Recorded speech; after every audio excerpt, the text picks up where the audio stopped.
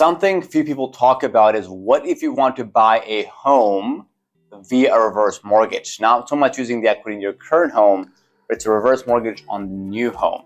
Let's talk about a situation where you need a reverse mortgage on the new home you're buying, not one for your current home. Here's a couple that wanted to move closer to their family, their kids, who were in a really nice area, and they weren't exactly upsizing here, but they were paying more for a very similar property, but in a much nicer part of town. So after they sell their property, they get their cash, but there's a gap of about $700,000 to get to this new property closer to family. So what do?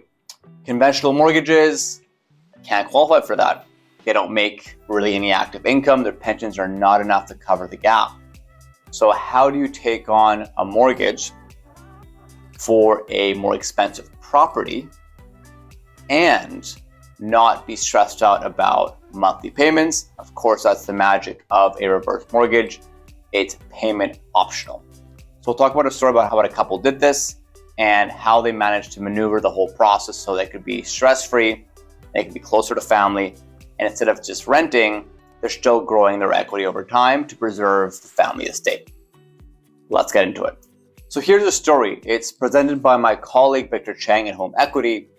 And essentially, what he talks about here is that this couple, 65 years old, there's a 3-bed, 3-bathroom townhouse in South Granville. It's right next to their kids and their grandkids. And they have a home in Renfrew Heights that they sell for about 1.7. It's a duplex. The place they want to buy is 2.4. Now, after the small mortgage they had on their current home, they have about 1.65 that they get from the sale of that. So obviously the gap to 2.4 is going to be about $750,000.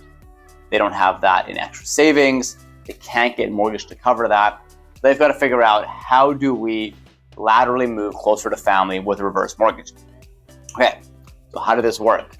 A refresher. With a reverse mortgage, yes, it's up to 55% of the home equity, whether it's the place you're in right now or the place you're going to. But with them, they're 65 years old. There's still lots of life left. So the more life you have left, technically speaking, lenders are going to give you less reverse mortgage. Why? Because their payout only happens if you pass away or sell the house, or both at the same time. And they could be literally not taking any monthly payments from you for 30, 40 years. But still, at the age of 65, they're getting around 25% of the home value that they're moving into 2.4. So a quarter of that, you can do the math on it. And, it basically is going to cover the gap between the 1.65-ish that they're taking from the sale of their current property, and they're getting about $750,000 just to make the 2.4 work. So $750,000 is now the new mortgage on the place they bought. It's a reverse mortgage. And every month, they're not doing monthly payments. In fact, they've got a little bit extra they can draw from the reverse mortgage to pay for living expenses, vacations, other bills. So basically, what this couple did is they took a reverse mortgage, not on their current place, but on the new place. They brought their down payment from the sale of the current property, got a reverse mortgage, and they're actually their grandkids. And it's payment optional per month. And as a refresher, your home can never be worth more than the loan that you're taking on a reverse mortgage, so they feel secure there. They are growing equity over time. Typically, equity growth, especially on a higher value property, will outpace interest charges, and it depends on the market and the property, but that's something to keep in mind. And over time, they can draw more on the reverse mortgage, especially if things change. There's always reassessments they can do. So that was pretty much it. And that's where reverse mortgage can be used for a purchase if you're at least 55 years old, you are owner occupying the property at least 6 months out of the year. There is no other mortgages on that property, of course. So it's mortgage free except for the reverse mortgage, and you keep the property in great condition. It has to be something that the lender can inherit in the future, right?